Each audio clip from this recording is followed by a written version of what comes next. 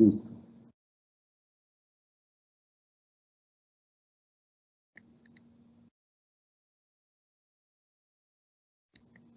Muy bien, buenos días, señores empresarios. Bienvenidos a la segunda conferencia del ciclo de conferencias CIPLAB.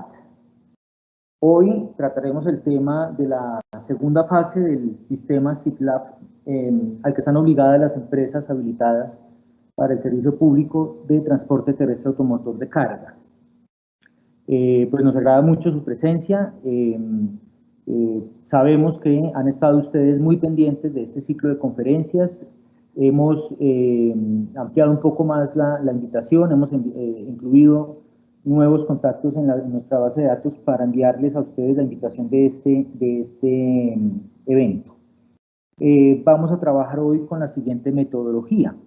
Vamos a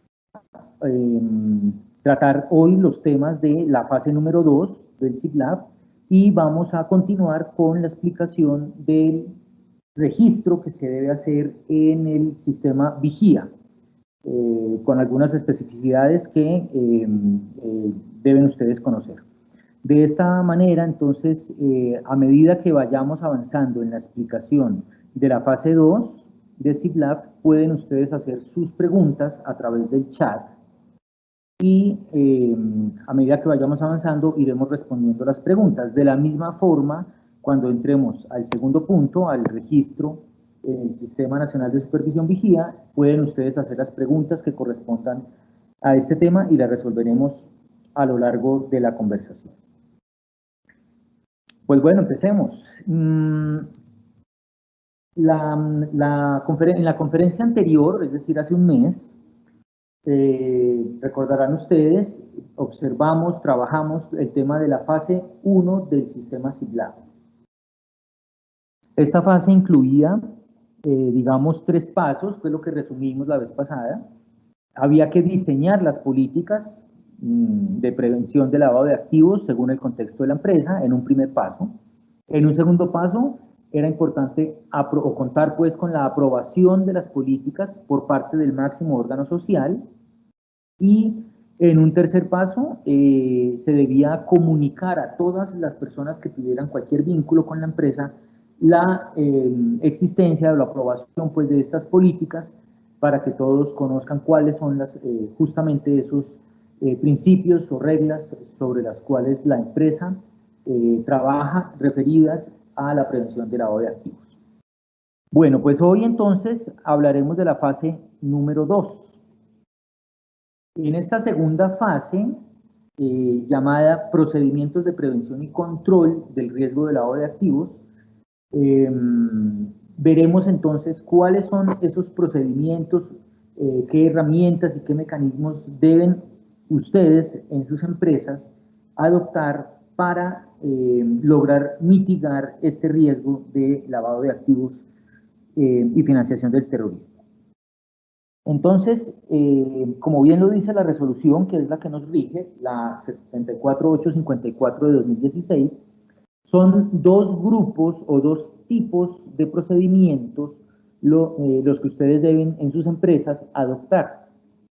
Unos procedimientos hacen referencia a la prevención del riesgo de lavado de activos, y que aparecen aquí a la izquierda, y otro conjunto o grupo de procedimientos son aquellos referidos al control del riesgo de lavado de activos, que aparecen aquí a la derecha. Los procedimientos que tienen que ver con la prevención del lavado de activos se pueden o deben incluir 4 aspectos fundamentales. Deben incluir la posibilidad de identificar las situaciones que generan el riesgo. Deben acreditar procesos de debida diligencia, o dicho de otra forma, los procedimientos de prevención deben garantizar que se haya actuado con debida diligencia por parte de ustedes, de las empresas, con el propósito de tener información referida a sus clientes, a sus proveedores, a los socios, a los empleados y a las personas expuestas políticamente.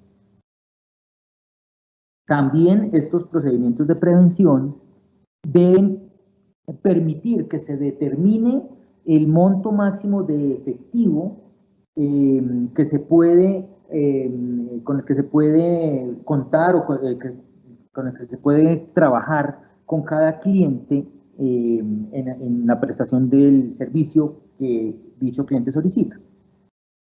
Y finalmente, estos procedimientos de prevención deben permitir la identificación de los países de mayor riesgo.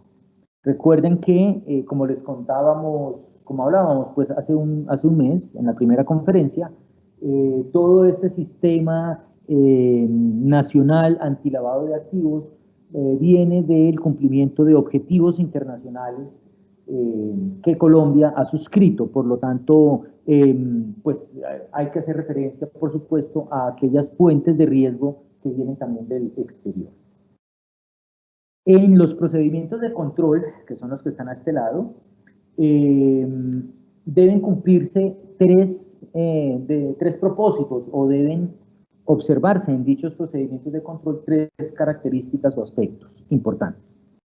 El primero es que estos procedimientos de control deben establecer herramientas para identificar las operaciones inusuales o sospechosas. El segundo aspecto son los reportes que se hacen a la UIAF, los que conocemos como los ROS y los que conocemos como los PMC. Y en tercer lugar, estos procedimientos de control deben acreditar con soportes todas las operaciones, los negocios, los contratos que se requieran para la prestación de cada uno de los servicios. Bueno, entonces tenemos dos grupos de procedimientos, unos para la prevención del riesgo de lavado de activos y financiación del terrorismo, y otros para el control del riesgo de lavado de activos y financiación del terrorismo. Vamos entonces a entrar en detalle en cada uno de estos para verificar en qué consisten todos estos elementos que les he mencionado. Entonces vamos con los procedimientos de prevención. Los procedimientos de prevención deben permitir estos cuatro aspectos que se observan en el gráfico. El primero de ellos, identificar situaciones que le generen riesgo de lavado de activos o financiación al terrorismo, ya sea en sus operaciones, en sus negocios o en sus contratos. ¿Esto qué significa? Que ustedes deben en sus empresas generar protocolos o procedimientos preferiblemente descritos por escrito. Recuerden ustedes que tienen de la primera fase, ustedes tienen unas políticas, ¿no? Entonces estos procedimientos deben reflejar esas políticas de las que hablamos en la fase 1. Y si están por escrito, pues permitirán tener unos protocolos que permitan identificar justamente situaciones que generan riesgo. Por ejemplo, determinado tipo de operaciones, por el monto, o por el tipo de mercancía que se transporta, o por el lugar donde se recoge o a donde se lleva o se presta el servicio. O por ejemplo, determinados contratos que no son usuales para la empresa. Esto es contratar de pronto con alguna entidad pública, o dejar de llevar, prestar el servicio de carga para prestar otro tipo de servicio, aún incluso utilizando los mismos vehículos. Entonces, este tipo de situaciones, de operaciones, de negocios o de contratos que generan riesgo deben incluirse en lo que conocemos como un mapa de riesgos. Cuando vamos a las visitas de prevención y promoción y les pedimos a ustedes que nos muestren su mapa de riesgos, pues el mapa de riesgos, es decir, la elaboración, el diseño pues, del mapa de riesgos puede ser tan variado como cada empresa lo requiera. Pero en general un mapa de riesgos lo que contiene es cuál es el tipo de situación que genera riesgo, en qué circunstancias se generan ese riesgo, qué personas pueden verse involucradas en la generación de ese riesgo, personas tanto externas como internas en la empresa, y qué acciones es decir, qué protocolo se debe seguir justamente cuando se ha identificado dicha situación. Ahora, el concepto de operación inusual es pues un concepto que, aunque tiene una definición general, finalmente termina dependiendo del contexto de la empresa, del tamaño, del tipo de clientes, de los volúmenes que mueve en sus operaciones, en la prestación de sus servicios. Una operación inusual en general es toda aquella operación que se sale del marco o que se sale del promedio de lo que usualmente la empresa está acostumbrada. Por ejemplo, una operación que tenga un valor bien de la mercancía o bien del flete muy superior al promedio o al usualmente manejado por la empresa, pues debe constituirse o debe señalarse como una operación inusual o una operación cuyo servicio implica llevar mercancías a una determinada región eh, que la empresa usualmente no hace, pues eso constituye una operación inusual. No significa esto que la operación no se haga. Lo que significa esto es que la empresa debe aplicar unos protocolos para que de forma más rigurosa se preste el servicio, es decir, que se confirme 2 veces o 3 veces de ser necesario el cliente, que se confirme varias veces la mercancía, que se hagan más procedimientos de monitoreo del cargue o del transporte de la mercancía, que se confirme y reconfirme que la mercancía fue entregada en el sitio señalado, en fin. La operación inusual, detectar una operación inusual no significa que la operación no se haga, significa que deben aplicarse mayores rigurosidades para evitar que esa operación inusual termine afectando a la empresa porque con ella finalmente se constituya un lavado de activos o se permita la financiación del terrorismo. Bueno, a eso se refiere esta primera parte de identificación de situaciones que generan riesgo. Un segundo aspecto en estos procesos de prevención es la del conocimiento de los clientes, proveedores, socios, empleados o personas expuestas políticamente. La resolución que regula este CIPLAP, la 74854 de 2016, exige que se demuestre que se ha actuado, que las empresas actúan con debida diligencia en el conocimiento de estos clientes, proveedores, socios, empleados y personas expuestas políticamente. La debida diligencia implica que la empresa actúe utilizando todos los medios que estén a su alcance sin dejar ninguno de lado, sin escatimar esfuerzos, por llamarlo de alguna manera coloquial, para poder tener a mano la verificación de quiénes son esos clientes o quiénes son esos proveedores. En este caso, proveedor puede ser, por ejemplo, el que provee los vehículos a la empresa, si es que la empresa no tiene vehículos propios, por ejemplo. Entonces es importante saber la procedencia de ese vehículo con el que mi empresa va a prestar el servicio de transporte, de carga. No puede ser que yo, empresario, simplemente alguien me diga, no, mire, entonces hoy le envío este vehículo para que usted preste el servicio y ustedes, si es un vehículo nuevo, ustedes no tengan referencia de pues, dónde está matriculado, si está con sus documentos al día, quién va a ser el conductor, de dónde procede ese vehículo, etcétera, etcétera. Entonces, a lo que se refiere este segundo aspecto es a que ustedes puedan verificar la identidad de sus clientes, de sus proveedores, de sus socios, ¿no? Es necesario también que los socios entreguen información a la propia empresa para constatar que pues, la procedencia de los recursos que el socio está aportando a la empresa pues no tienen origen ilícito. Este segundo aspecto implica también que los listados se actualicen de forma periódica. Es decir, que se observe que la lista de clientes está actualizada, que la lista de proveedores se actualizó. Si hay un proveedor que ya no es nuestro proveedor, pues sacarlo de la lista, pero si es un proveedor nuevo, pues que se incluya dentro de la lista.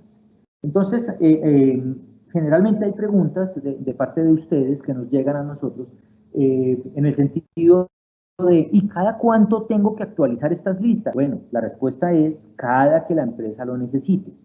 Cada vez que ustedes tengan un cliente nuevo, un proveedor nuevo, cada vez que un socio salga o un socio ingrese, haya un nuevo socio, cada vez que haya un cambio en su nómina, esos datos, esas listas deben actualizarse en ese momento. No es que haya una periodicidad, la resolución, la norma, pues no establece, tienen que hacerlo cada trimestre o cada corte de semestre. No, no hay una periodicidad, es cada vez que la empresa lo requiera, cada que ustedes tengan necesidad de hacerlo dependiendo de su contexto. Esto significa, este segundo aspecto también implica que se tenga pleno conocimiento de la procedencia de los aportes que los socios hacen a la empresa, como ya lo mencionaba, evitando pues que se desconozca si provienen pues si tienen un origen ilícito. Y también es importante que este segundo aspecto contenga información respecto de antecedentes de sus clientes o de sus proveedores o de sus empleados. Respecto de las personas expuestas públicamente o personas expuestas políticamente, recuerden ustedes que tenemos una regulación expedida por el Departamento Administrativo de la Función Pública, quien es la encargada de determinar quiénes son las personas expuestas políticamente. Allí aparece un listado, ¿no?, de los funcionarios públicos a nivel nacional, a nivel territorial, que se consideran personas expuestas políticamente. ¿Y esto qué implica? Pues esto implica que en caso de que su empresa tenga que, o reciba pues, como cliente a una de estas personas, con lo cual se le va a prestar un servicio a dicha persona, pues la empresa identifique que se trata de una persona expuesta políticamente y entonces nuevamente se activen unos protocolos de mayor rigurosidad que permitan establecer que el servicio que se va a prestar a esa persona se presta como persona natural, como un particular, no en su calidad de funcionario público. Recuerden que para poder contratar con una entidad pública, pues hay que participar en una licitación y pues cada entidad establece un protocolo allí, un procedimiento que se debe cumplir. Entonces, sería extraño que un funcionario público viniera a nombre propio diciendo, por favor, contrate con X entidad territorial o nacional sin pasar por un proceso de licitación como comúnmente lo es.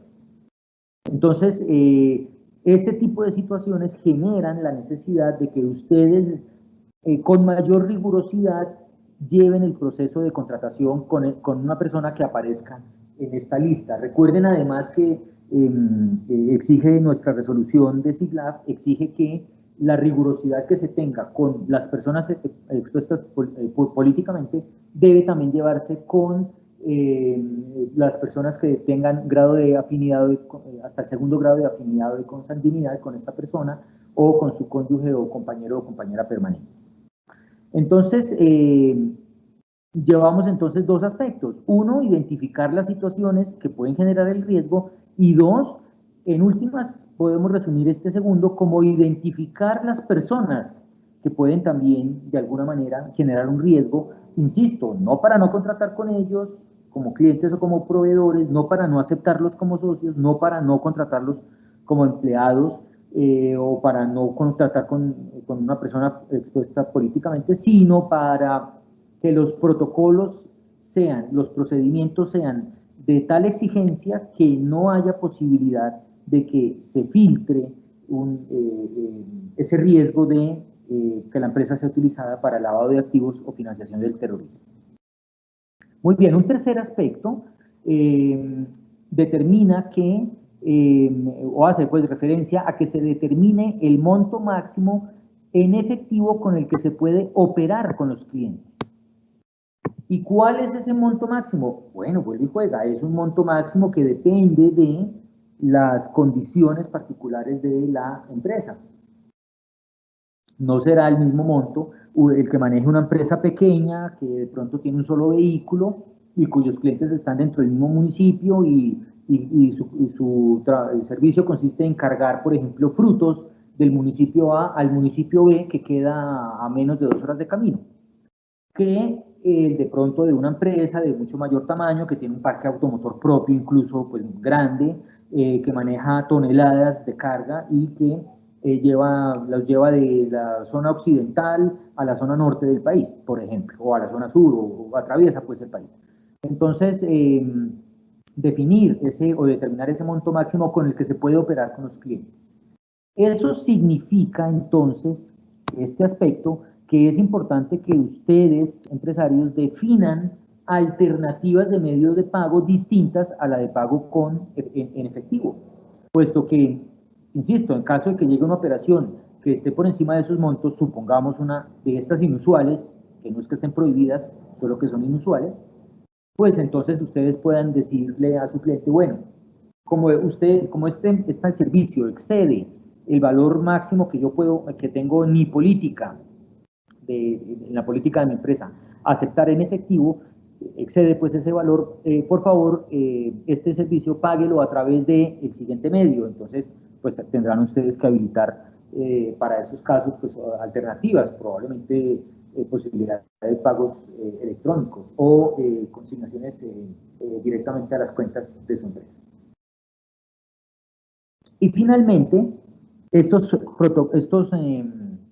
procedimientos de prevención deben establecer una mayor rigurosidad si se trata de transacciones con personas naturales o jurídicas que provienen del extranjero. Esto es lo que conocemos como la identificación de los países de mayor riesgo. Entonces, si son personas, si son clientes, ya sean personas naturales o empresas, pues personas jurídicas, que provengan del extranjero, pues lo que debe hacer es consultar, ustedes empresarios consultarán la lista, ahí en la resolución aparece, pero aquí también está, deben consultar esta página web, en donde aparece entonces actualizado esta organización, el GAFI, es una organización muy juiciosa en actualizar cuáles son los países de alto riesgo en temas de lavado de activos y financiación al terrorismo.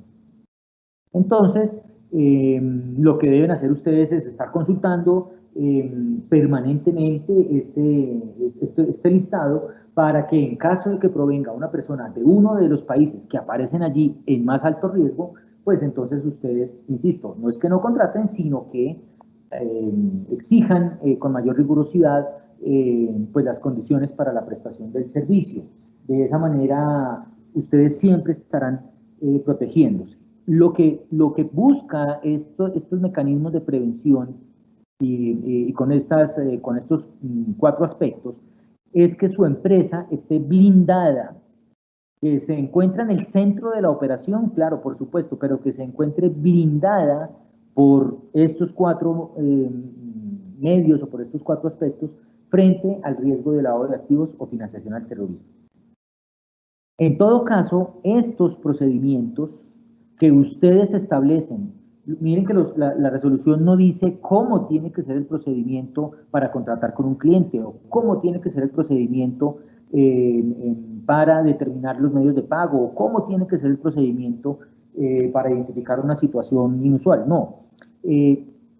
Lo que exige la norma es que ustedes establezcan esos procedimientos. Son ustedes quienes, de acuerdo a su contexto, a sus capacidades, a sus necesidades, ustedes establecerán esos procedimientos. Pero en todo caso, la norma sí exige que esos procedimientos tengan soportes en formatos, ya sean físicos o electrónicos.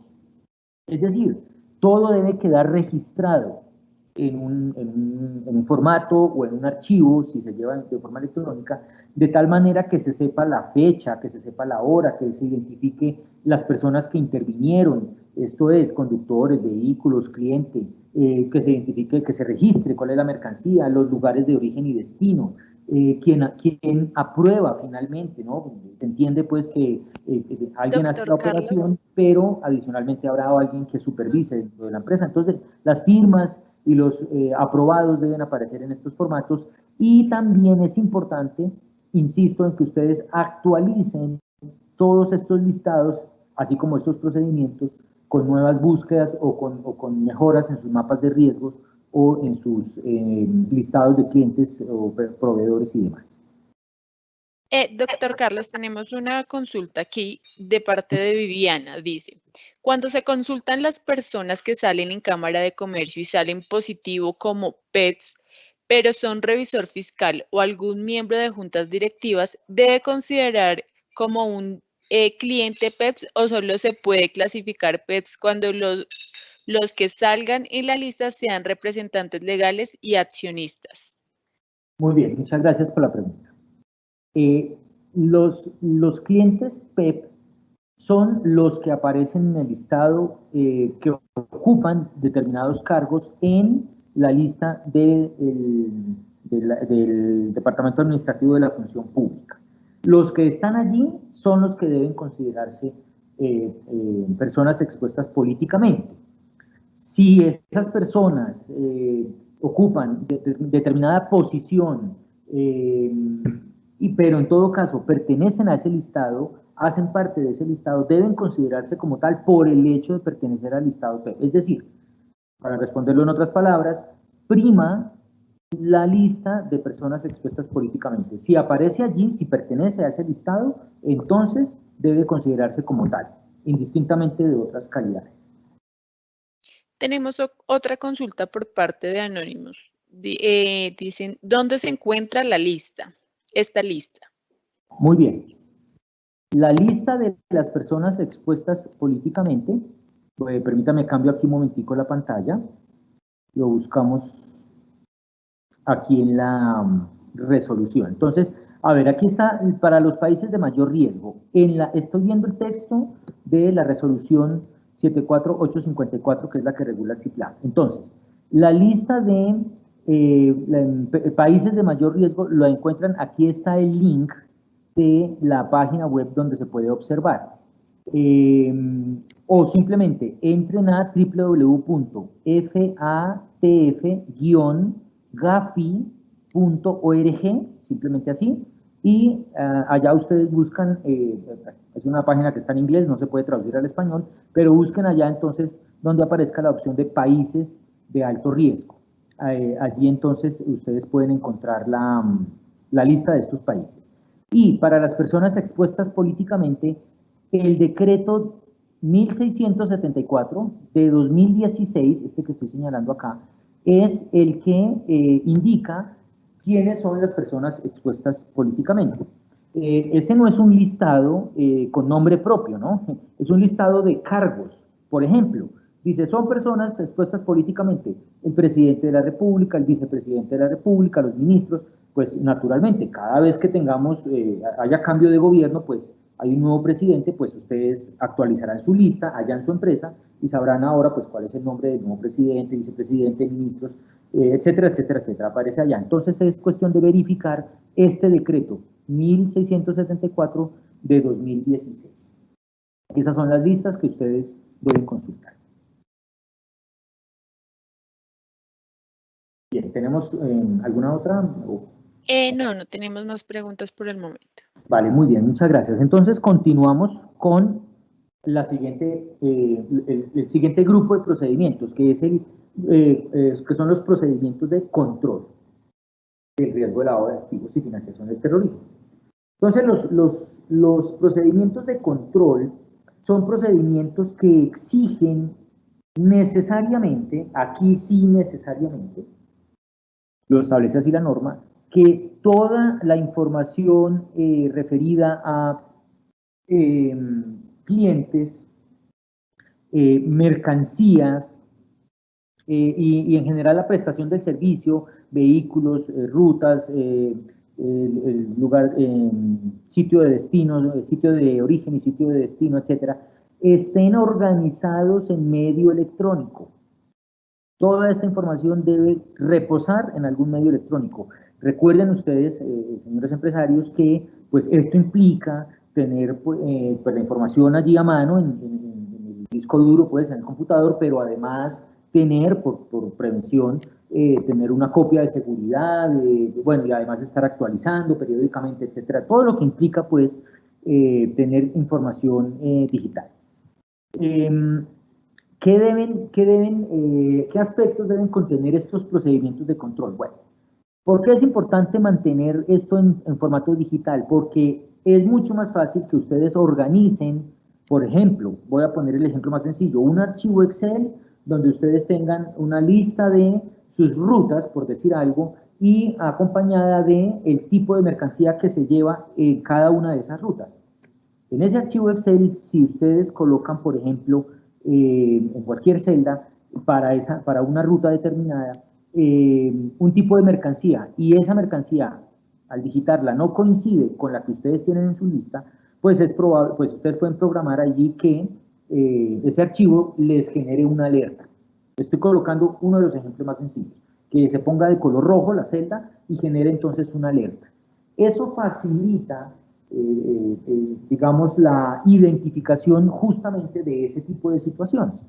Por eso, dice la norma, lleven por favor este tipo de información en formatos electrónicos. De esa manera, entonces, es posible detectar señales de alerta. ¿Qué es una señal de alerta? Pues es toda aquella situación que se escapa a lo que la empresa transportadora usualmente maneja, controla frente a aquello que usualmente presta el servicio. Entonces, toda situación que salga de esto normal o de esto que es habitual debería encender una alarma o debería prevenir con los operarios o con las empresas, con las personas de la empresa encargadas, debería prevenirlos pues con una alerta. ¿Cuáles son ese tipo de situaciones? Por ejemplo, información de un generador de carga o proveedor que no se pueda confirmar. Entonces recuerden, en los procedimientos que expliqué hace un momento, que son los de prevención, dice, ustedes deben identificar completamente a sus proveedores o a sus clientes, a todas las personas pues, que están vinculadas con la empresa. Entonces, este procedimiento de control debe generar una alerta que diga, ojo, no pude confirmar que este fuera un proveedor suyo o un generador de carga, un cliente pues suyo, o los datos no los pude confirmar. También debería observarse una alerta en caso de que haya un transporte de productos que no corresponden al giro ordinario de los negocios. O cuando se observe que el cliente está reportado en listas restrictivas. Es decir, estas listas de personas expuestas políticamente o que sea una persona que proviene de estos países de los cuales hay que tener cuidado. O cuando se trata de rutas de repartición de carga en zonas alejadas de los núcleos urbanos, por ejemplo. Uno esperaría pues que un generador de carga tenga una infraestructura suficiente de tal forma que el lugar de destino sea pues probablemente un centro, un municipio donde, en el casco urbano pues del municipio donde hay una bodega. Sería raro que fuese retirado en una finca donde hay que transitar un camino angosto, lejano, bueno. Entonces, insisto, todo depende del contexto, ¿no? Colocando ejemplos, pero todo depende del contexto de cada empresa. O sitios con escasa población o con alta probabilidad de ser controlada por grupos al margen de la ley. En esos casos debería este sistema informático disparar una alarma. También el control de las operaciones sospechosas. Una operación sospechosa es aquella que por su cantidad, su cuantía o la calidad de la mercancía no se ajusta a las pautas de la normalidad, ¿no? Del sector o de la industria a la que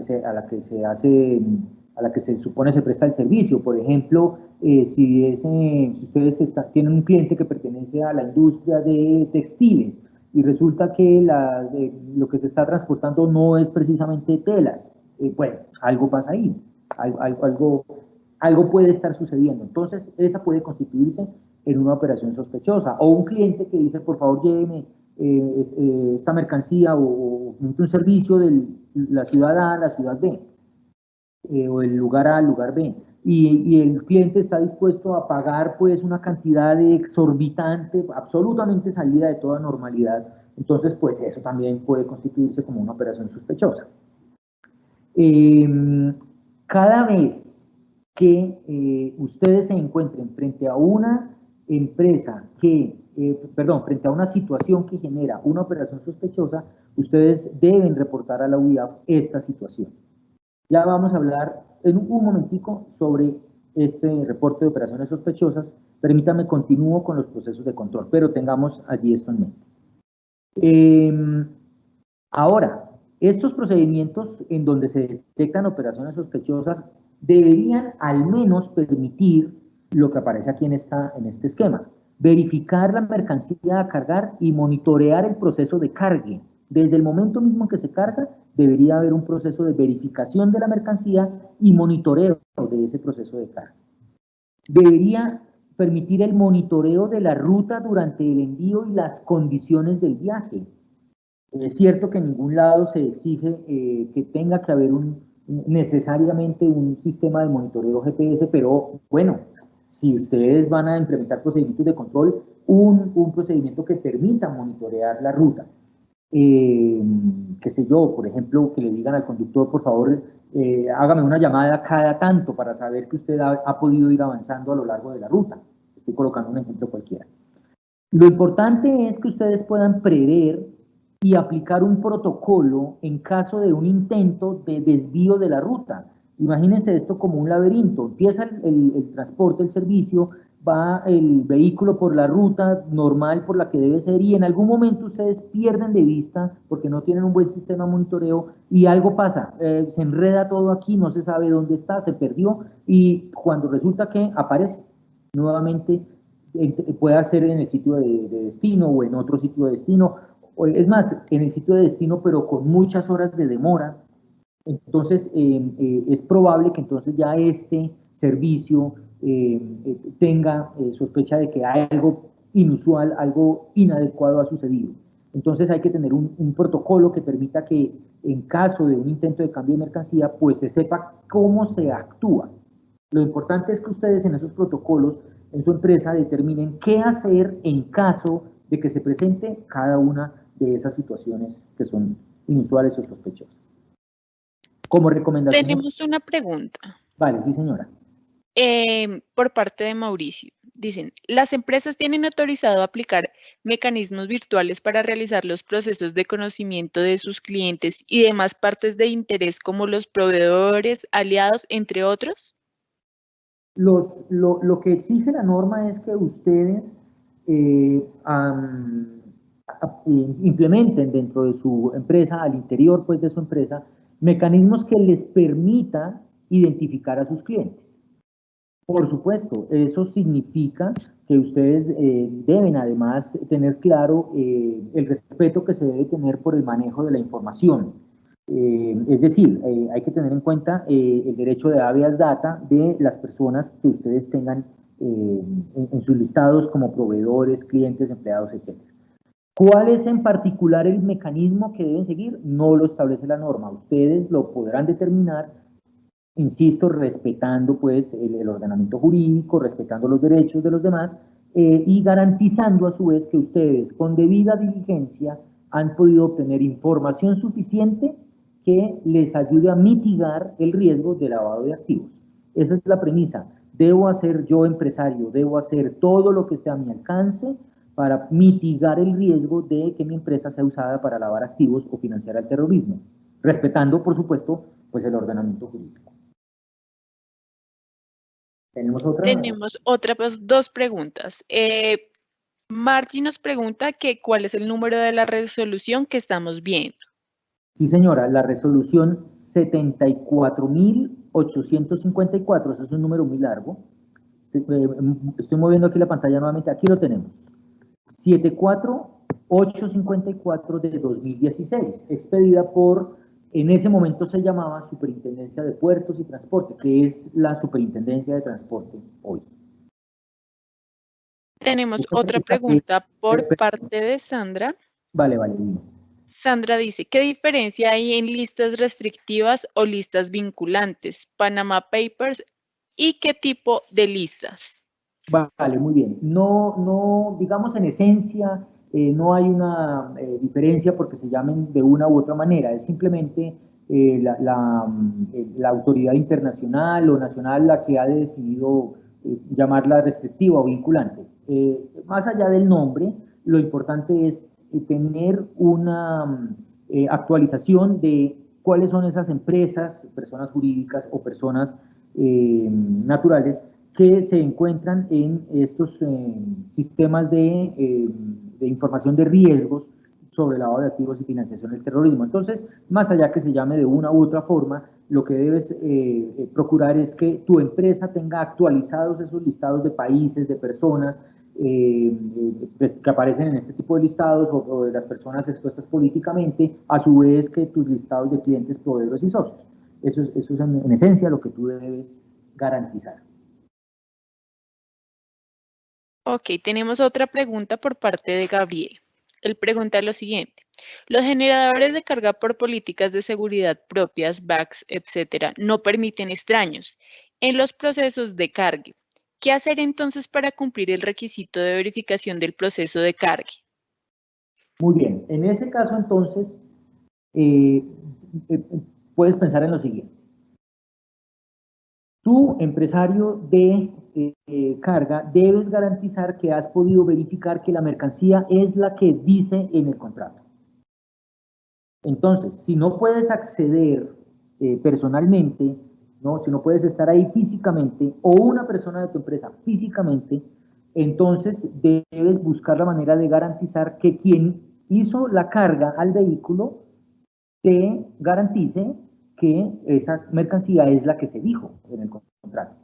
Entonces, en ese caso, puede pedírsele a quien hace la carga, a quien físicamente hace el cargue al vehículo, que envíe evidencias de cuál es de que comparta pues las evidencias de cuál es la mercancía que se ha cargado, de cuál fue el cargue, de paso, pues a qué hora se hizo, en qué fecha, en qué lugar, etcétera, etcétera. Entonces, se trata también si yo debo garantizar, yo empresario de transporte de carga, debo garantizar que estoy prestando un servicio con todos la prevención de este riesgo de lavado de activos y no puedo estar físicamente, bueno, pues entonces quien está realizando o ejecutando determinada acción, pues hombre, debería compartirme a mí evidencias que dejen ver que está cumpliendo también mis políticas, ¿no? Entonces es cuestión de solicitar que se compartan evidencias. Tenemos más preguntas. No sé si las hacemos en este momento o continuamos. ¿Son referidas a este mismo? Sí, tenemos 5 preguntas más. Vale, sí, yo creo que de una vez porque Ok, ya bueno, la estoy. siguiente consulta es, ¿consultar listas como Procuraduría y Policía tienen alguna restricción en cuanto a la consulta de un tercero si se tiene la autorización de datos personales? Toda consulta de este tipo de listados implica para la empresa transportadora, para la empresa prestadora de servicio de transporte de carga, que efectivamente debe observar que si llega un cliente que aparece en este tipo de listados, pues ha de ser un cliente al que deberán tratar con mayor rigurosidad, incluso al punto de que la decisión de la empresa sea, mejor no contratemos con este cliente, o mejor no contratemos con este proveedor. Entonces, en ese sentido, pues por supuesto, se vuelven, digamos, puede ser restrictiva, si es el nombre que quieren usar, pero más allá de ese nombre, lo que implica es que genera para la empresa transportadora, para la empresa que presta el servicio, genera una alerta, y esa alerta implica la aplicación de todos estos protocolos que les he mencionado, en donde ustedes deben, finalmente, el empresario debe tomar la decisión, si contrata o no contrata. Pues evidentemente los protocolos deben guiarlo en esa decisión, ¿no? Para poder al final decir, no, aquí el riesgo es muy elevado, o no pude comprobar la información, o definitivamente esta es una operación que no es conveniente, entonces desisto de la operación. O la decisión es sí, hago la operación, pero mis protocolos se incrementan, son realizados con mayor rigurosidad para estar pendiente absolutamente de todo el paso a paso de la prestación del servicio, pero la decisión la toma el empresario. ¿Qué otras tenemos? Ok, tenemos otra pregunta. Dice, ¿la lista OFAC incluye la lista de PEPs? No conozco la lista OFAC, así que vamos a hacer lo siguiente. Voy a quedarme yo con la tarea y en la tercera sesión doy la respuesta, hago la consulta porque no conozco esa otra lista. Tenemos la siguiente pregunta. ¿Cuál es la diferencia entre operación inusual y operación sospechosa? Muy bien.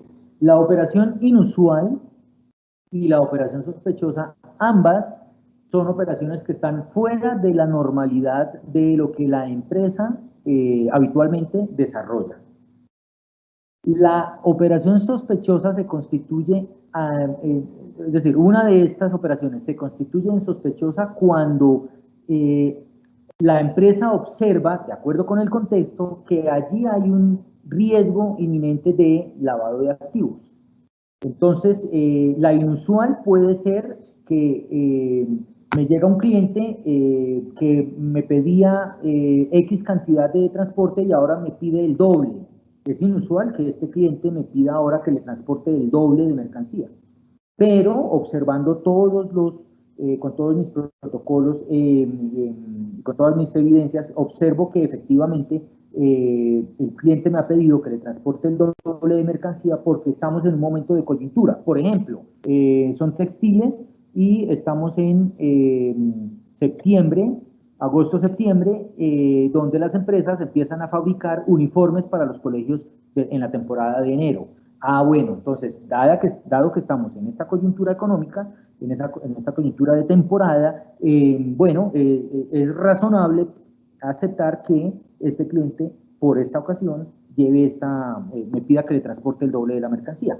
Pero no se constituye en sospechosa, porque resulta que pude verificar la información, que el cliente pues ha sido mi cliente de toda la vida, que es una persona que siempre me ha pagado por medio electrónico, entonces no he tenido ningún inconveniente, no se constituye en sospechosa. Se constituye en sospechosa si yo llego a observar que me fue imposible verificar, ¿y usted por qué me pide el doble de mercancía? ¿De cuándo acá? Si usted siempre me ha pedido X cantidad y no el doble. O si no puedo constatar que el sitio de destino es efectivamente, o mejor, que veo que el sitio de destino es un sitio de destino que geográficamente lo conocemos pues como zona de peligro por presencia de grupos al margen de la ley. Entonces, las características dependerán de la situación y, insisto, no toda operación inusual significa que la rechace, pero sí es cierto que la norma nos exige que toda operación sospechosa debe reportarse. Tenemos una última, me parece. Por el momento, con respecto a este tema, no. Vale. Bueno, entonces, para finalizar,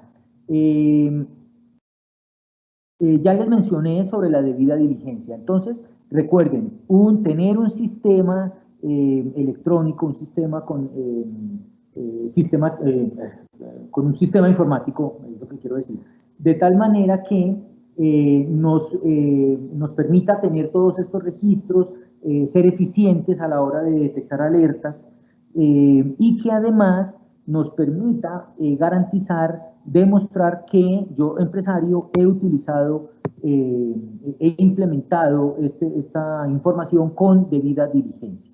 Es decir, con toda la calidad y cuidado para poder llevar a cabo estos procesos. Eso implica que yo debo tener claro cuáles son los documentos de incorporación de mis empleados, por ejemplo, o de mis socios o de mis proveedores, que tenga claro a qué línea de negocio, si es que tengo varias líneas de negocio en mi empresa, hace referencia a ese proceso, ubicaciones geográficas, determinar con los detalles sobre los accionistas, sobre sus beneficiarios, sobre los miembros de la junta, es decir, todo tipo, el listado que aparece acá es apenas un ejemplo, no quiere decir que esto sea suficiente, que sea lo único y que nada más, no, es un ejemplo, son ejemplos pues de lo que ustedes deberían contener en este tipo de información, insisto, actualizada cada vez que sea necesario. Además, no se debe permitir la realización de actividades o negocios o contratos, etcétera, sin la existencia del respectivo soporte.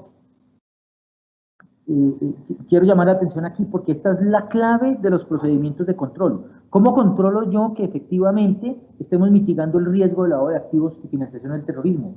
Pues lo controlo a través de los soportes. Si yo observo que los soportes no tienen las firmas de autorización, de supervisión, las fechas, que no están los datos completos, etcétera, pues puedo observar aquí algo está fallando. ¿Será un empleado mío el que está fallando? ¿Será que la información no me la están entregando bien mis clientes? ¿Será que no estoy exigiendo suficiente información a mis proveedores?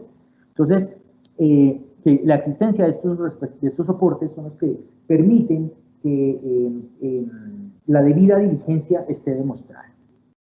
Ahora, cada vez que aparezca una operación sospechosa, entonces debe hacerse el reporte ante la UIAF. Quiero ser muy insistente, hacer énfasis más que insistente, quiero hacer énfasis en esto. Los reportes de operaciones sospechosas no se hacen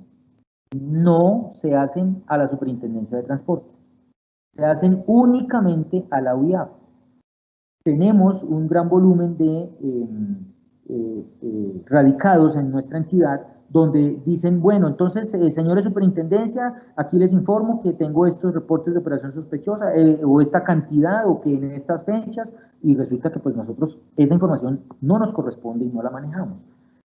Esos reportes solamente a la UIAF. Tampoco tienen que informarnos, ni copiar, ni dejarnos en copia cuando le envían a la UIAF la información, ni decirnos, señores superintendencia, en este mes hice reporte de 3 operaciones. No, nada de eso. Ustedes reportan a la UIAF y solamente a la UIAF. ¿Cada cuánto? ¿Con qué formatos?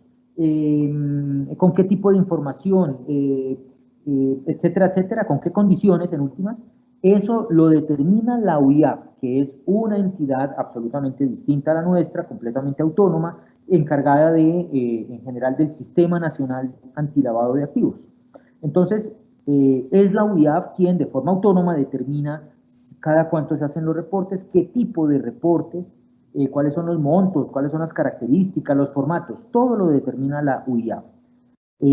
Lo que puedo decirles es que ellos determinan un tipo de reporte de operación sospechosa, positivo, digamos, y un reporte de operación sospechosa negativo. Es decir, o ustedes reportan que tuvieron operaciones sospechosas en determinado momento, o ustedes reportan que durante, creo que es cada trimestre, durante determinado trimestre no hubo operaciones sospechosas.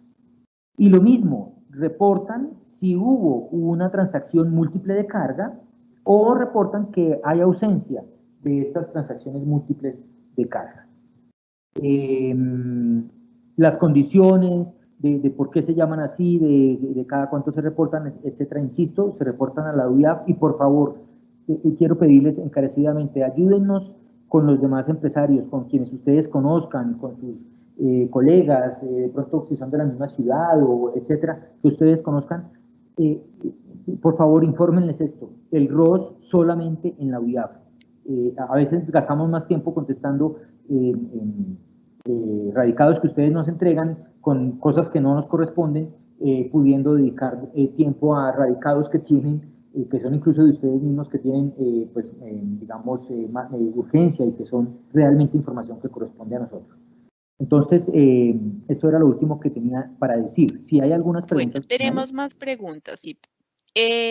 Aquí Margie nos pregunta, teniendo en cuenta la operación de la empresa, la información que se requiere para el CIPLAF va de la mano con el despacho de carga, la contabilidad, el SGSST. Mi pregunta es, ¿esos documentos en físico se pueden archivar en esas dependencias o se debe unificar los documentos para un archivo exclusivo del CIPLAF? No es necesario tener una carpeta exclusiva para CIPLAF donde se aglutinen todos los documentos de la empresa que tienen que ver con la operación, como por ejemplo los que mencionas, seguridad social, contables, etc. Esos archivos, los contables, los de seguridad social, los que estás mencionando, pueden guardarse en esas dependencias, por supuesto. Lo que sucede es que si vamos a revisar desde la perspectiva del CIPLAF, bueno, ¿y esta operación cuándo se hizo y dónde se hizo? No, pues en tal fecha y fue con este cliente. ¿Y cuál fue el conductor? Ah, pues fue el conductor A y ese conductor es empleado mío. Ah, bueno, déjame ver entonces seguridad social de este empleado, déjame ver el contrato laboral, laboral, déjame ver además los documentos del vehículo, si esos son propios, y por supuesto, esos reposarán allá en la dependencia correspondiente, pero deberán estar vinculados con algún número consecutivo, con alguna palabra clave o de alguna manera para que se pueda hacer la trazabilidad. Entonces, lo que sí debe tener el sistema SIGLAB es la posibilidad de encontrar esa trazabilidad. Pero, por supuesto, los documentos no necesitan duplicarse tampoco, ni pues generar toda otra reorganización de archivos para poder tener los de SIGLAB aparte y exclusivamente allí, ¿no? Tenemos otras preguntas. Sí, señora. Ya, un momento, por favor. Tenemos la siguiente pregunta. Que dice, una consulta, si un vigilado de la Supertransporte R78 74854 de 2016 debe aplicar también el SAGRILAB. Ok. Cuando en una empresa coinciden varios supervisores, por supuesto deberá la empresa cumplir con el sistema de prevención de riesgos exigido por cada uno de sus supervisores. Eso no implica necesariamente que hay que tener un oficial de cumplimiento para SIGLAB, con todo su mecanismo SIGLAB, su sistema SIGLAB, y otro oficial de cumplimiento con su capítulo aparte de SAGRLAB para cumplir con entonces las condiciones de ese sistema. No necesariamente.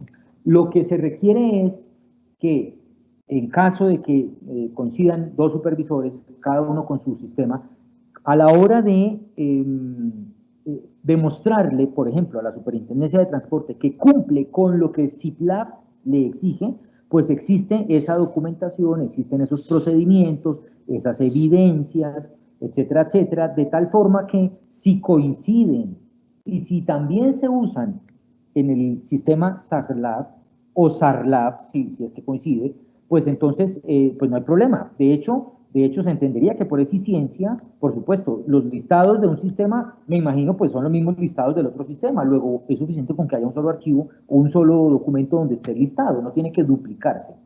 Entonces, tengan en cuenta, lo que ustedes deben hacer es garantizarle a cada supervisor que cumplen con los procedimientos, documentos, protocolos, etcétera, que cada uno le exija, indistintamente que se compartan o no en el otro sistema o que sean los mismos, pero no hay necesidad pues de que haya un oficial de cumplimiento y de que haya una oficina de SIGLAB y aparte de eso otra oficina de SARLAB y otra oficina de SARLAB, si es que justo la empresa tiene 3 supervisores, cada uno con un sistema distinto.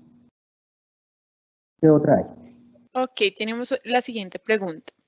¿Qué pasos debo tener para identificar si existe un lavado de activos? Perdón, ¿me la repites? Me perdí en un momentico. Ok, ¿qué pasos debo tener para identificar si existe un lavado de activos? Bueno, muy bien. Pues se deben tener en cuenta pues todos los pasos que hemos mencionado.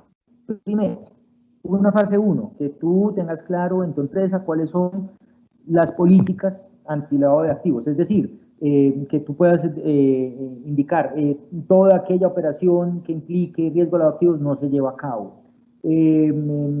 Capacitación a mis empleados permanentes sobre riesgo de lavado de activos, etcétera, etcétera, en tus políticas. Un siguiente paso, pues todos los procedimientos de los que hemos hablado hoy. ¿Cómo sabes tú si hay lavado de activos? Pues porque estás identificando a tu cliente. Cuando identificas tu cliente sabrás si es una persona expuesta políticamente, si es una persona que viene de determinado país, o si es una persona cuya mercancía pide que se traslade a cierta zona geográfica donde hay evidente presencia de grupos armados al margen de la ley. Eso ya te permite a ti darte cuenta, aquí hay posibilidad de lavado de activos o de financiación al terrorismo. Luego de eso verificas a ver si la mercancía se cargó de la manera que se debía o si en la ruta parece ser que el cliente quiere ahí una ruta especial. Ay, cuando llega a tal municipio, desvíese a la izquierda y me la entrega en tal parte. No, ¿cómo así que desvíese? Entonces, esta serie de pasos que están en estos procedimientos son los que te hacen ver si hay riesgo de lavado de activos o de financiación al terrorismo. Es decir, si implementas esta fase 1 y fase 2 que ya hemos explicado, paso a paso, ahí mismo, digamos, la estructura misma de este sistema te guía, te hace llevar hacia entender cuándo hay riesgo de lavado de activos o financiación al terrorismo. La siguiente pregunta es, cuando se identifica una relación comercial con persona expuesta públicamente, ¿cómo se debería proceder? Como lo hemos dicho, los protocolos, o mejor dicho, el paso a paso de la prestación del servicio con esa persona debe ser más riguroso. Entonces, si tú tienes un sistema que te permite comprobar cuál es el monitorear el cargue de la mercancía en el vehículo, pues no lo hagas como lo has hecho siempre, como lo haces con otro tipo de clientes. En ese caso, entonces, por ejemplo, coloca dos supervisores, o si el empleado nunca tiene al supervisor ahí, pues para ese cliente específico en ese momento envía al supervisor para que esté el empleado, que generalmente lo hace, más el supervisor vigilando que todo esté en orden. Si a lo largo de la ruta se acuerda con el conductor que a mitad de camino haga una llamada para verificar que todo va en orden, porque eso es lo normal, pues con este tipo de clientes no lo hagas solamente una vez a lo largo de la ruta, hazlo 2 veces o 3 veces. Si al final en el destino tú acostumbras simplemente a que te envíen la foto o la fotocopia de la firma del entregado, pues, y eso es lo normal, pues en este caso no lo hagas, envíate a alguien al destino o pídele al conductor o al cliente o a la persona que recibe que con una llamada telefónica confirme que efectivamente, es decir, debes incrementar la rigurosidad para estar absolutamente segura de que nada va a pasar. Eso es lo que debes hacer en caso de que te encuentres con una persona de estas calidades. Ok, acá nos hacen otra pregunta. ¿Es necesario que la empresa guarde un archivo en físico de todos los manifiestos de carga?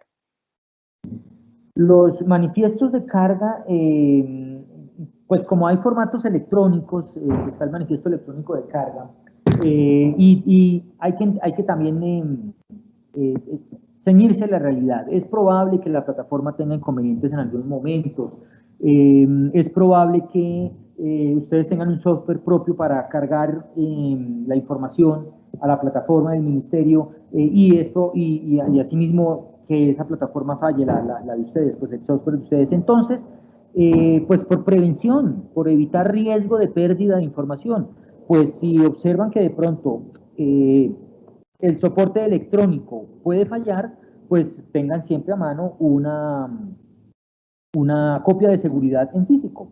Es decir, no se trata de que, por favor, díganme si debo tener o no debo tener, y si pongo aquí o no pongo acá, o si dónde lo pongo. No.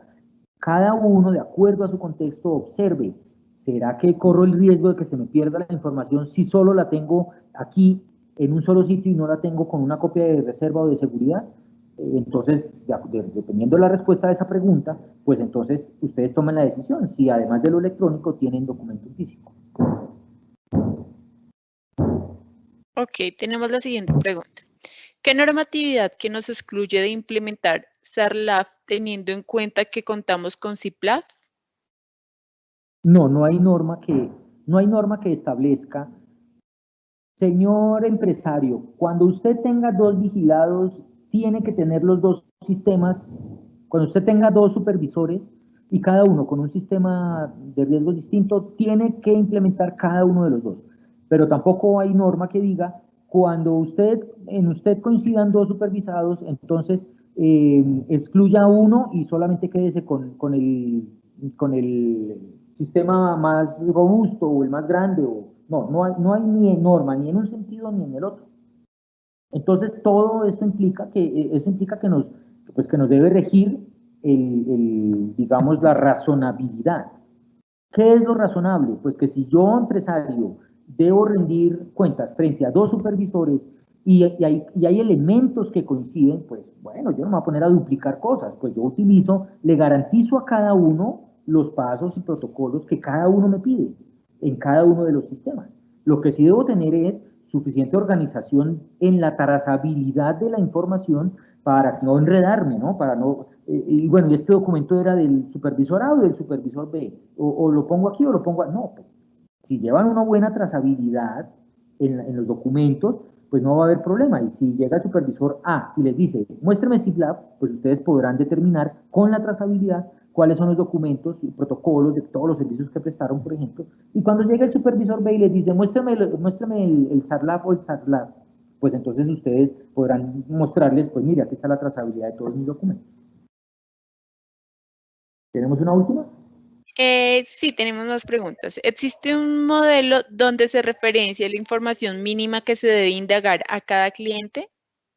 No, no existe. Todo depende siempre del contexto que tenga cada una de las empresas.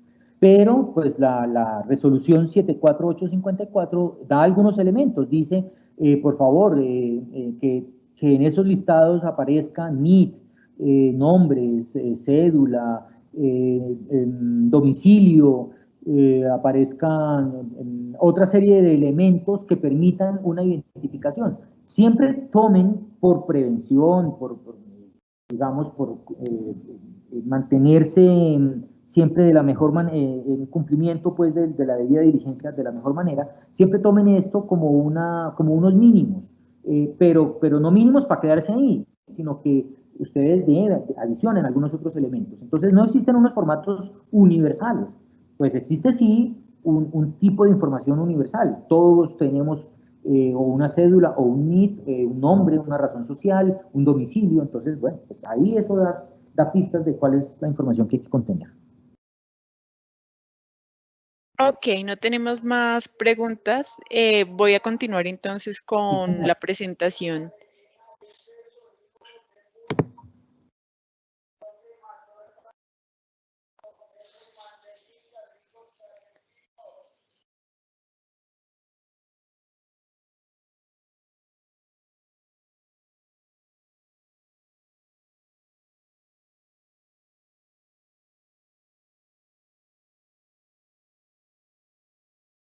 De acuerdo, ahí ya tenemos.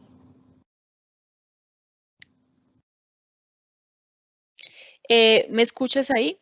Sí, señora, aquí estamos contigo. Y tu presentación. Ok, bueno, entonces vamos a retomar lo que vimos en la sesión pasada sobre el módulo registro de vigilados del sistema vigía. Y adicional a eso vamos a ver el módulo subjetivo, que es el módulo que nos permite que se active el módulo CIPLAF. Por ese motivo tenemos aquí, vamos a ver estos dos módulos, registro de vigilados que nos permite que se active el módulo subjetivo y el subjetivo que nos permite que se active el módulo CIPLAF en el sistema vigía. ¿Qué es el sistema vigía? El sistema vigía es el sistema misional de la entidad de la Superintendencia de Transporte a través del cual se ejercen las funciones de supervisión, vigilancia y control a las empresas habilitadas registradas como vigilados en las modalidades de terrestre automotor, aéreo, marítimo, fluvial, carretero, férreo e infraestructura. ¿Ustedes qué deben reportar, diligenciar, cargar en el sistema vigía? Deben registrar información allí de la información subjetiva, que es quién es la empresa, su cámara de comercios, toda su información financiera. Y la información objetiva, que es cómo prestan ustedes el servicio.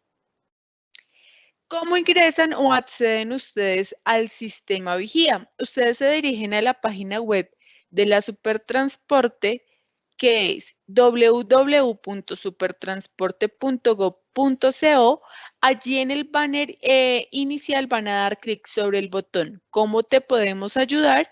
Y a su vez sobre el botón Sistema Nacional de Supervisión al Transporte Vigía. Este último botón, este último clic les va a llevar a esta página en la cual ustedes pueden encontrar todos los manuales del sistema vigía en la parte izquierda de la página, el manual ejemplo de registro en el sistema vigía, manual de registro de vigilados, manual del módulo subjetivo, manual de usuario vigilancia financiera, un video tutorial. Dan clic sobre el icono de vigía. Allí dan clic y aquí ya ustedes pueden acceder directamente al sistema. Si ustedes aún no están registrados en el sistema, dan clic sobre el botón, pulsan el botón regístrese y allí este los va a llevar a este formulario. Deben diligenciar este formulario, todos los campos que están marcados con asterisco rojo son de doble digitación, ejemplo el NID, la razón social, el teléfono, el país, la ciudad, el departamento, la dirección, todos son obligatorios. Los que tienen doble asterisco rojo son de doble digitación. Esto quiere decir que deben ingresar 2 veces el NID de la empresa para registrarse. Esto en el caso de que no estén registrados.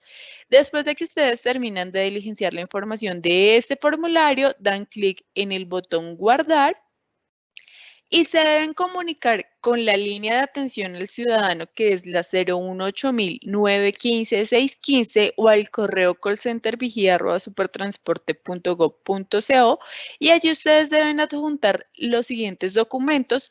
¿Para qué? Para la aprobación del usuario. Si ustedes simplemente se registran aquí y no hacen este paso de comunicarse con la línea, el registro va a quedar sin aprobación. Ya ustedes adicionando el paso de la comunicación con la línea de atención al ciudadano, les van a aprobar el usuario. ¿Quién hace la aprobación de ese usuario? La entidad, la delegatura correspondiente. Ustedes deben adjuntar los siguientes documentos, que son la resolución de habilitación del Ministerio de Transporte, Cámara de Comercio no mayor a 30 días, carta membrete de la empresa firmada por el representante legal solicitando la aprobación del usuario y la contraseña en el sistema Vigía. En caso tal de que ustedes ya estén registrados o que hicieron el registro y ya se les aprueba el registro, ustedes van a ingresar al sistema con el usuario, que en este caso es el NID o cédula de ustedes. Igual el usuario se envía al correo electrónico del representante legal registrado en la solicitud de registro. Y la contraseña también es enviada al correo del representante legal. Ustedes aquí ingresan su usuario, su contraseña y dan clic sobre el botón ingresar. El sistema les va a mostrar todos los módulos que ustedes tienen activos. La información de vigía se divide en dos partes, como les indiqué al inicio, que es la información subjetiva y la información objetiva, pero se divide por módulos. ¿Cuáles son los módulos de la información subjetiva? Los módulos de registro de vigilados, subjetivo, administrativo y vigilancia financiera. Y los módulos de la información objetiva tenemos infraestructura, condiciones de habilitación, condiciones de prestación de servicio, control de infracciones al tránsito de conductores, CIPLAF y este último que se llama SIGT, que es para la delegatura de puertos. Esta información a su vez se divide en dos partes, en información actualizable e información programable. ¿Qué significa actualizable? Que ustedes deben mantener esa información actualizada cada vez que hagan un cambio o actualicen, pues como dice su nombre, la información o cada vez que la entidad les requiera a ustedes hacer alguna modificación o actualización en estos módulos. ¿Cuáles son los módulos actualizables? Registro de vigilados, subjetivo, infraestructura, condiciones de habilitación, condiciones de prestación de servicio, CIPLAF, SIGT. CIPLAF, que es el de la capacitación, es actualizable. Recuerden, cada vez que ustedes hagan algún cambio en estos módulos, deben hacerlo, bueno, en estos módulos no, en esta información deben hacer la actualización en el módulo correspondiente del sistema vigía. ¿Y cuáles son los módulos programables? Los módulos programables son administrativo, vigilancia financiera, que se programan de manera anual con la resolución que emite la entidad, y control de infracciones al tránsito de conductores, que se programa de manera mensual. Este es mensual, administrativo y vigilancia financiera, es anual. ¿Y qué significa programable? Que la entidad emite un acto administrativo para habilitar la opción de que ustedes carguen la información en estos módulos. Les habilitamos, ejemplo, en control de infracciones al tránsito de conductor, les activamos mensualmente el campo para que ustedes ingresen y carguen la información allí. Vamos a retomar el módulo registro de vigilados, que fue el que vimos la sesión pasada, de una forma general. Recuerden que este módulo es de información subjetiva actualizable. Ustedes deben diligenciar este formato o este formulario, que es el primero que les aparece cuando ustedes ingresan al módulo registro de vigilados. Allí deben seleccionar el tipo de asociación. Del tipo de sociedad depende el tipo de asociación. Y aquí también tenemos la opción de que del tipo de asociación dependa si está el revisor fiscal, si está preoperativo o no. De esta opción de preoperativo, sí o no, depende la activación de los módulos administrativo, condiciones de habilitación, condiciones de prestación de servicio y también del módulo control de infracciones al tránsito de conductores. Entonces, si ustedes no están en operación, van a indicar aquí que sí, que están preoperativos, sí, y no se van a activar estos módulos. Si están en operación actualmente, indican aquí que preoperativo no, y estos módulos se activan. También ustedes deben clasificarse en un grupo IFC. ¿Cómo lo pueden hacer? Lo pueden hacer con un modelo de clasificación que tenemos colgado en la página web de la entidad, donde les indiqué que podían encontrar los manuales del sistema vigía. Allí encuentran el modelo de clasificación IFC. Esta es una guía para que ustedes sepan a qué grupo de clasificación IFC pertenece. Estas son las normas, la información financiera. Después de que ustedes tengan todos los ítems o campos diligenciados de este primer formulario, dan clic en guardar y el sistema les va a llevar a los ítems que deben cargar en el módulo registro de vigilados. Los ítems son tipo de vigilado, representante legal, actividad económica, sedes, puntos de servicio y tramos. Este ítem de identificación del vigilado es este mismo formulario que ustedes ya diligenciaron. Vamos a ir al segundo, que es tipo de vigilado. En tipo de vigilado, ustedes aquí deben seleccionar el grupo de vigilado, tipo de vigilado, la delegatura la trae el sistema por defecto y el número de sedes. Este número de puntos de servicio no les aplica para las empresas de carga, entonces únicamente el número de sedes deben registrarlo para el tipo de vigilado que seleccione. El siguiente ítem que tenemos es el ítem del representante legal. Ustedes en el preregistro en el sistema vigía registraron la información del representante legal como su cédula, nombre, el correo electrónico. Esa información ya les va a aparecer aquí en este módulo de la siguiente manera. Les va a aparecer el nombre, apellidos, número de documento. Ustedes deben seleccionar si es principal o no, la fecha de inicio, si está activo o no, y van a ingresar a la opción, al icono con forma de lápiz, que es para editar la información ya registrada. Ustedes aquí deben terminar de diligenciar esta información que vemos en este formulario, como el tipo de documento, número de identificación, sexo, fecha de nacimiento, nombre, número de cédula, apellido, email y todos los demás campos que están marcados con asterisco rojo porque son obligatorios. Después de tener esa información ya actualizada, dan clic en el botón de guardar y allí van a dar clic nuevamente sobre un botón que les aparece que dice guardar. Guardan la información. Si ustedes quieren adicionar un nuevo representante legal, lo van a hacer dando clic en esta opción, adicionar. Allí lo adicionan, van a diligenciar la misma información de este formulario, deben seleccionar si es principal, la fecha de inicio, si está activo o no. Recuerden que a este correo del representante legal se envía, ejemplo, si ustedes quieren restaurar la contraseña del sistema, se va a enviar al correo del representante legal. Toda la información de notificación del sistema vigía se va a enviar al correo del representante legal. Vamos al siguiente ítem, que es actividad económica. Ustedes aquí seleccionan de la lista desplegable que tenemos la sesión, división, el grupo, la clase, si es principal o no, es actividad económica. Si ustedes requieren adicionar otra actividad económica, ¿cómo lo pueden hacer? Dando clic sobre este ítem de adicionar, dan clic allí y les va a aparecer esta misma pantalla, seleccionan la sesión, división, grupo, clase, si es principal o no y dan clic en guardar. Y por último, en este módulo tenemos el ítem que es sedes, puntos de servicio y tramos.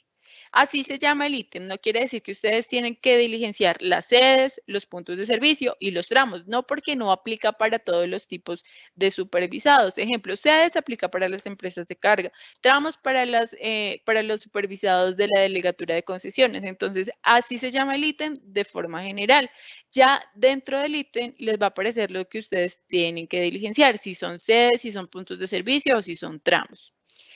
En esta parte ustedes si registraron en tipo de vigilado el número de sedes, ejemplo, en tipo de vigilado registraron 5 sedes, en sedes, puntos de servicio y tramos deben detallar esas 5 sedes. Entonces aquí a ustedes les van a aparecer los 5 registros que diligenciaron o que digitaron en tipo de vigilado. Estos dos ítems tienen relación, tipo de vigilado, sedes, puntos de servicio y tramos. Ustedes aquí van a detallar cada una de las sedes. Dan clic sobre el icono con forma de lápiz de la columna opciones y allí van a digitar toda la información que es de carácter obligatorio. Recuerden que son los campos que están marcados con asterisco rojo como nombre, contacto, cargo del contacto, sede, tipo, el tipo de vigilado. Este tipo y tipo de vigilado ya el sistema los trae por defecto porque ustedes lo digitaron en el módulo, en el ítem tipo de vigilado. Si está activa, si tiene servicios y la dirección de la sede. Si tiene servicios, si ustedes aquí indican que tiene servicios, el sistema va a activar esta parte que vemos aquí. Para adicionar, ustedes aquí despliegan el tipo de servicio que prestan, si está activo, la fecha de inicio. Recuerden que por cada habilitación que ustedes tengan, se debe registrar una sede principal, o sea, un tipo de vigilado. Si ustedes tienen un tipo de vigilado, ejemplo, empresas de transporte de carga y empresas de transportes de pasajeros, no sé, un ejemplo es este. Entonces, deben registrar una sede principal por cada tipo de vigilado que tengan. Y finalmente, cuando ustedes ya tienen todos estos ítems diligenciados, identificación del vigilado, tipo de vigilado, representante legal, actividad económica, sedes, puntos de servicio y tramos, ¿cómo identifican ustedes que ya lo tienen diligenciado? Porque aquí aparece el check, este chulito aparece en cada casilla, indicando que ya está completada. Ese es el icono de verificación. Este chulito es un icono de verificación que nos indica que ya todos estos ítems están diligenciados. Finalmente, deben dar clic en entregar información. Este botón únicamente aparece cuando ustedes están terminando de diligenciar esta información por primera vez. Ya cuando ustedes entren a actualizarla, no va a aparecer el botón de entregar información. Simplemente la primera vez que ustedes ingresen, carguen toda la información, dan clic en el botón entregar información. No se les olvide dar clic en este botón. Si se les llega a olvidar, no se le van a activar a ustedes los módulos subjetivo, vigilancia financiera, condiciones de habilitación, control de infracciones al tránsito de conductores y constancias de entrega de información, que son los módulos que se activan después de terminar de diligenciar el módulo registro de vigilados. Y aquí vuelvo, insisto, ¿por qué tocamos este tema de registro de vigilados en esta capacitación del módulo CIPLAF?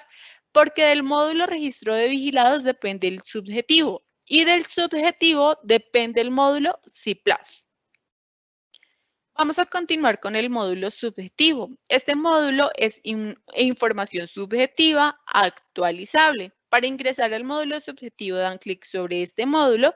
Recuerden antes de haber terminado de diligenciar la información del módulo registro de vigilados. Allí ustedes van a diligenciar el formulario. Este formulario depende del tipo de sociedad y de asociación que ustedes seleccionaron en el módulo registro de vigilados. Ejemplo, en tipo de sociedad ustedes seleccionaron empresa unipersonal. Para esta empresa o para este tipo de sociedad se van a activar unos ítems en específico.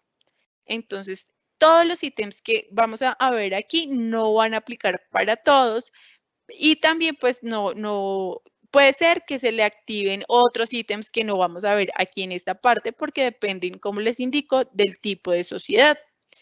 Aquí ustedes deben registrar primero el tipo de documento de creación, el número de documento de creación, ciudad de la notaría, la fecha del documento, el registro mercantil, la fecha de registro mercantil, la ciudad de Cámara de Comercio, el nombre de la Cámara de Comercio, si es vigencia indefinida, sí o no, y si ustedes tienen causales de disolución estatutaria, los pueden adicionar en esta parte.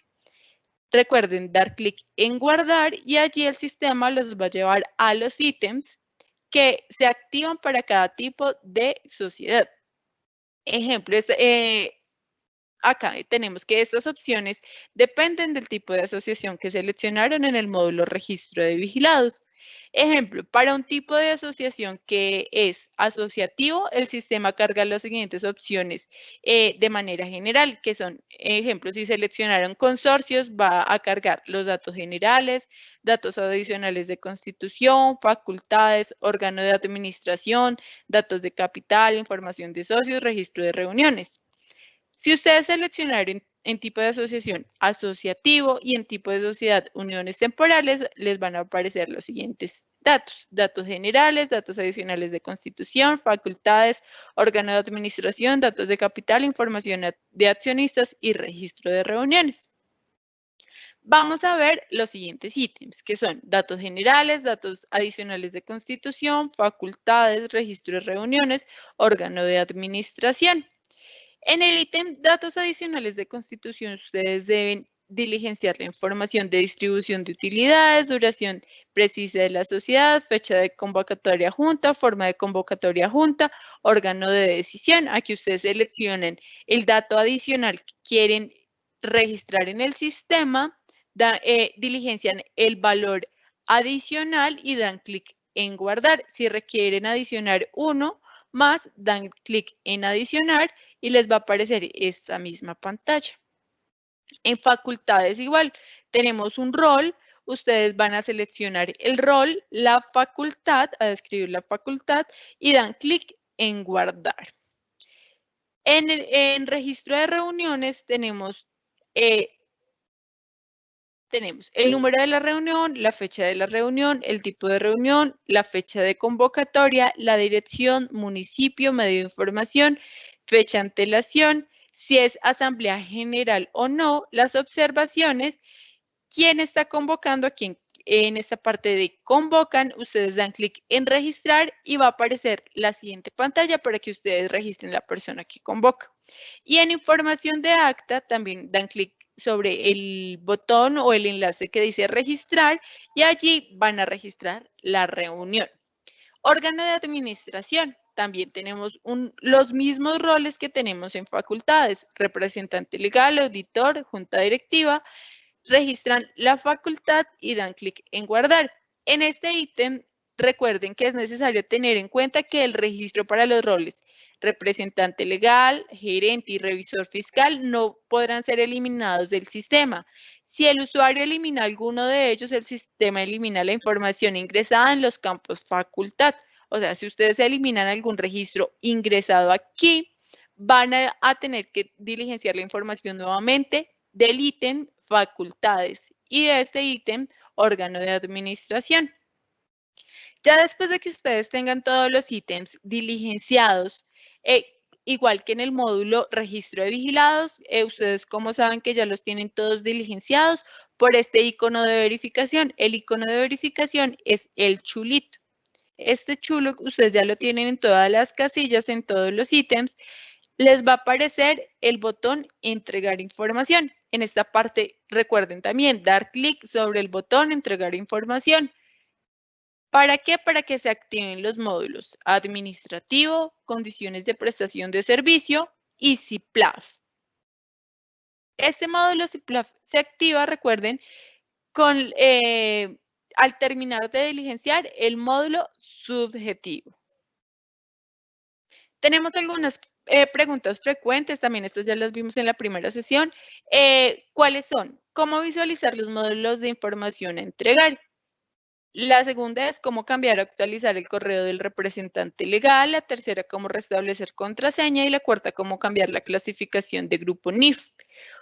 Recuerden que para que se activen los módulos subjetivo, vigilancia financiera, condiciones de habilitación, control de infracciones al tránsito de conductores y constancias de entrega, ustedes deben terminar de diligenciar la información del módulo registro de vigilados.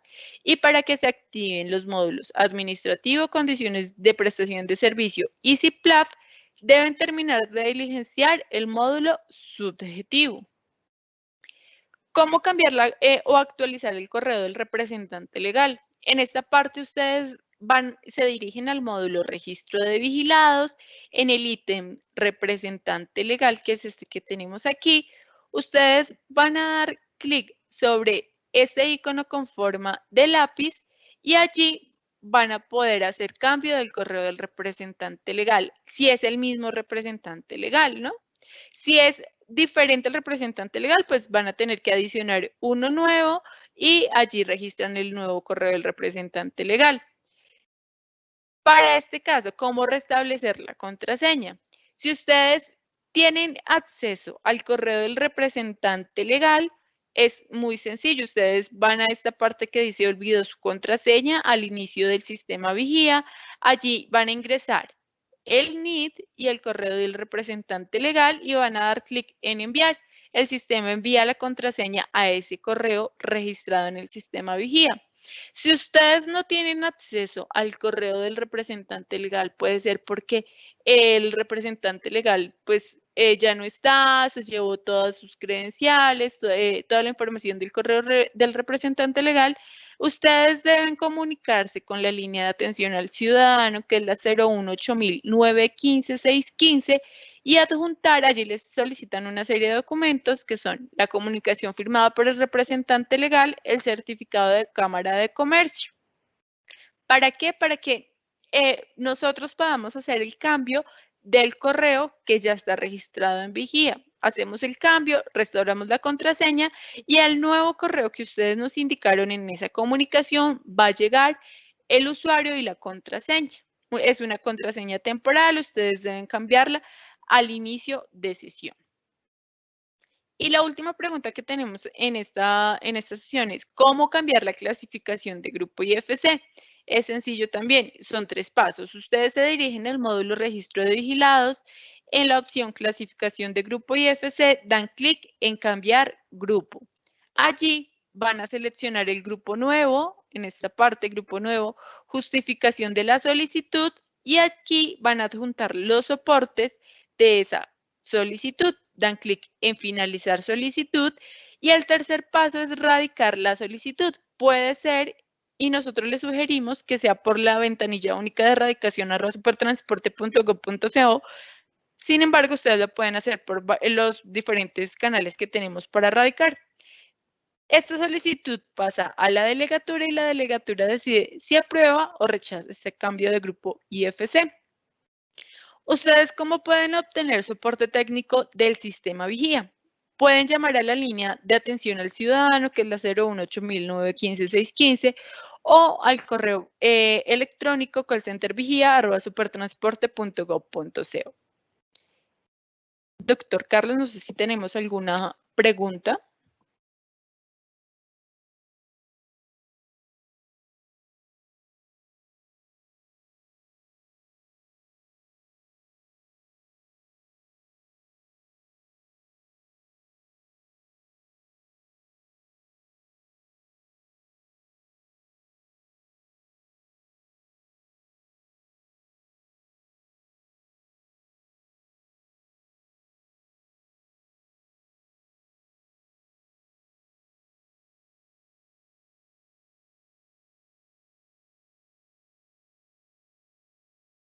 Aló, doctor Carlos, ¿me escucha? Sí, señora, te estoy escuchando. Tenía mi micrófono cerrado y ya había leído toda la pregunta, perdón. Bueno, te leo la pregunta que hacen acá. Tenemos 2 preguntas. La primera, ¿el oficial de cumplimiento es quien tiene la obligación de tener toda la plataforma del vigía o solo debe alimentar la información del CIPLAB?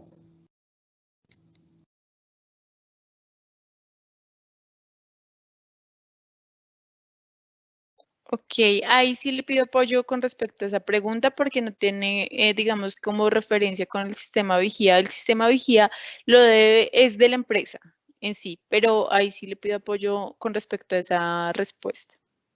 De acuerdo. Entendiendo un poco la pregunta que nos hacen, eh, finalmente la empresa es la responsable de mantener todos los módulos de vigía al día, indistintamente de que la persona encargada de subir la información financiera, de cargar la información o los documentos sea necesariamente el contador. Eso pues lo definirá la empresa. No es necesario que sea exclusivamente el oficial de cumplimiento el que tenga la información de CIPLAC. Se entenderá, se entiende pues que dentro de las funciones en la empresa le habrán dicho al oficial de cumplimiento cuando lo contratan, por favor mantenga al día el módulo CIPLAC.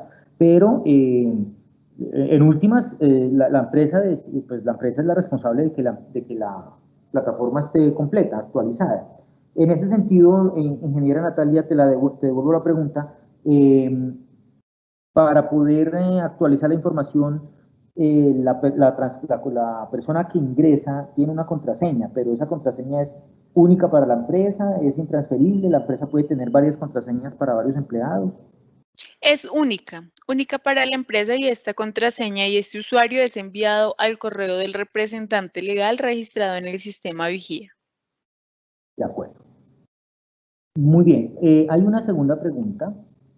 La hace Anonymous, aunque no hace referencia al módulo CIPLAC. Dice, buen día, por favor me confirman por dónde debemos ingresar al módulo de seguridad vial en la página del vigía para gestionar lo que corresponde al plan, al PES, al Plan de Estratégico de Seguridad Vial. No es una pregunta del módulo CIPLAC exclusivamente, específicamente, pero no sé si valga, quepa dentro del tema. Ok, tengo entendido que la entidad ya no revisa estos tipos de planes de seguridad vial. Sin embargo, no sé si tú tengas información, no estoy segura con qué resolución o qué información, pues sí, haga referencia a que la entidad ya no lo está. Sin embargo, no sé si tú la tienes esa información. No, la última para responderle a nuestro vigilado, la última información que tenemos es la de el trabajo, mesas de trabajo que se están desarrollando en el Ministerio de Transporte, referido justamente a hacer ajustes a esos planes estratégicos de seguridad vial. Entonces, pues mientras salga pues a la luz ya un texto definitivo, suponemos traerá modificaciones que tendrán que implementarse después en el módulo vigía, en el sistema vigía, si es del caso, si es necesario. Bueno, no hay más preguntas referidas a esta parte técnica del sistema vigía. Sin embargo, quiero aprovechar, hay una pregunta, la hace también Anonymous, dice, buenos días, tengo una consulta ¿qué diferencia hay entre SARLAB o SARLAB, SARLAB y CIPLAB? Entonces, pues para contestar, basta decir que son todos sistemas que apuntan a la mitigación del riesgo de lavado de activos y financiación del terrorismo. La diferencia radica en que algunos sistemas exigen la implementación de unos procesos de autogestión del riesgo. En otros casos,